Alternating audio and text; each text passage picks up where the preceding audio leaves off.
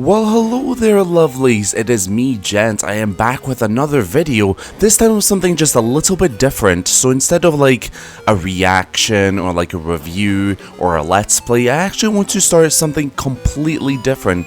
And that is a journal type of entry of the different games I play.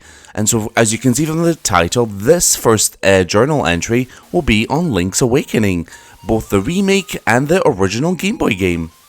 So just to be clear, I'm going to be playing the Game Boy game on the Switch Online app, and I'm playing the DX version of Link's Awakening, and also of course the remake of Link's Awakening. So it's just going to be like a small little comparison between both games, and just like my thoughts and experiences of how I felt about both of them. So this is not necessarily a review, as it is just like a gathering of like thoughts and just what I think about certain moments and design kind of choices and all that. So don't think of this as like a review. So a quick kind of background information of me playing Link's Awakening is that I'm not a complete stranger to it. I have seen someone play it before. Like I think I watched like AVGN just play it for a little bit, and then I was like, oh, that seems kind of interesting. So I actually then played it myself when the Switch remake came out, and I actually really liked it. But what I did not know it was that it fixed and made a lot of quality of life improvements of the original Game Boy game, and so we'll get down onto what exactly those quality of life improvements were that were kind of, lacking in the original. We'll go to the beginning. So at the beginning of both games, well, obviously you wake up in Marin's house and you're kind of a bit woozy, and you're just a bit like oh, where's Zelda? And she's like, oh, my name is Marin, you're on Koholint Island now. And so with the original Game Boy game, it actually is like the exact same as the remake, as you'd expect.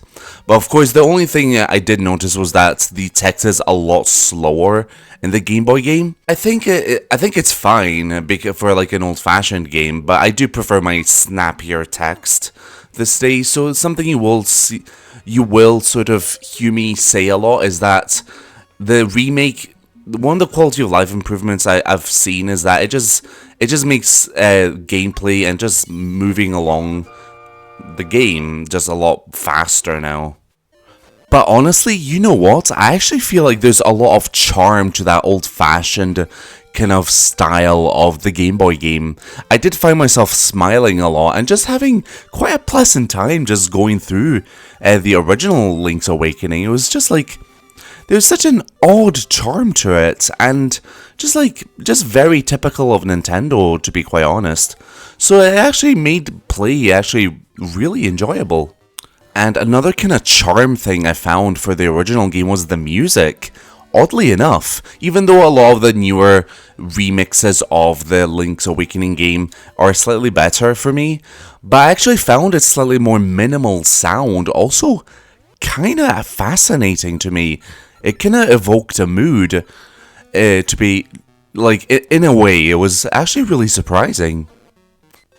So in this playthrough of Link's Awakening for both versions, FYI, I actually didn't finish all of it because, I've already beaten it, so I only just did it as like an example all the way up to, I think, Angler's Tunnel, which is level 4. So it's probably just going to show up the game up to that point. So you meet the owl, you reclaim the sword, and then you're all the way trying to explore the mysterious woods to see why this weird little tanuki is trying to make you lose your way. And so you need to get the magic dust and then sprinkle it all over that tanuki and get the first key, which leads to the first level of the game. And two things about the levels of this game. One, because it's a slightly smaller screen, I actually found myself that these are slightly more, they're more puzzles in a way, that I actually found the slightly tinier layout of the Game Boy screen to make dungeons slightly more interesting, because the remake makes them much bigger and you can actually see where you're going, but the little one makes it a lot more restrained, which I thought was interesting, but you know, there's limitations of the Game Boy hardware. And second is that I found myself dying and dying loads of times in the Game Boy game, and I was really surprised at this. I actually found that it's actually not quite as easy as I kinda thought it would be. But despite several failures, I was able to beat the first boss of the Game Boy game, and with the Switch game, I beat it in just like 2 swings, which was such a huge difference. I guess in like design-wise, like that's what makes the Switch game a lot easier for more people, and the original game a bit more challenging in a way. But those will be a topic for a bit later on. And so when you get to the next moment where a Bow Wow is missing and it's playing that kind of panic music, honestly, I actually found both moments in both games actually really kind of Nintendo charm. There's such a charm that's so typical of Nintendo to both of them in their own kind of unique ways, where I think both of them work really well. Where the original, again, minimal soundtrack, minimal kind of sounds, but still kind of fun and a bit interesting. But of course, the remake gives it that more kind of cartoony, kind of Nintendo-y, silly feel, but still kind of, again, charming and a bit unusual in a way. And then when you do recover a Bow Wow and you're able to get to the next dungeon, this is where some of the quality of life improvements are really needed over the original game. Because when you try to pick something up and you don't have the power bracelet equipped, it will always play oh yeah, this is really heavy, you need to equip something. And the original game, it does display that, but very quickly. And then with the Switch game, you never ever need to equip it. It's always on you, and you can always pick something up without that really annoying message to pop up all the time. That is something that the original game just lacks and has aged quite poorly in my opinion. So I always, and even with the dash boot stuff, I was trying to go somewhere and it would always play that message, and it was just so cumbersome and tedious. But then you get past that and you're able to fight the next boss and get the next instrument, which leads you to the prairie, where you eventually find the dash boots, which again, like in the original game, you have to equip the dash boots. But their Switch game doesn't. You just have to press L and hold L to perform a dash. Another quality of life change that was much needed over the original game. So far my main point is that the original game is good and I really enjoy it, but it's just got so many old-fashioned and kind of archaic design choices, probably because of the limitations of Game Boy, that unfortunately still haven't aged all that well. But if you enjoy it, well, good for you. But I do prefer the snappier version on the Switch, which makes just play so much smoother and so much more less muddy. But despite these kind of little hiccups, I still really enjoyed playing Link's Awakening on the Game Boy.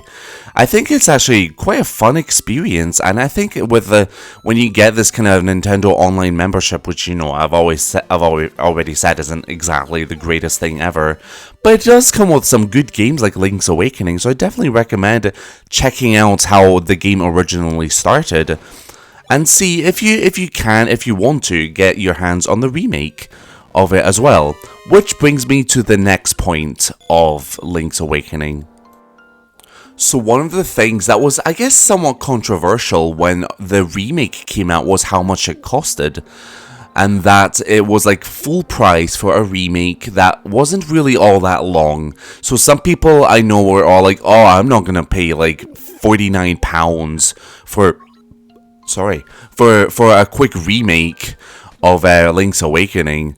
And I was like, yes, like I get that it's full price for just a remake that you can easily play on the Game Boy, but despite that, it's still really charming and really fun, and really just such an unusual kind of game that I think it's still worth picking up. But I do also hold a somewhat kind of mixed view on the price of the Switch version of it, because I do kind of see where people are coming from, but I do also want to agree to disagree, because I feel like I enjoyed it, I wanted to play it, and I was satisfied. And then back to the gameplay of Link's Awakening. So I think one of the moments that everyone was looking forward to for the remake was the Marin moment, where Link's, you know, sitting on a log, and he's talking to Marin. Well, Marin's talking to him, really. And then the moment is where he picks her up, like he acquired her. And so I was happy to see that in both games. That was something that was quite fun.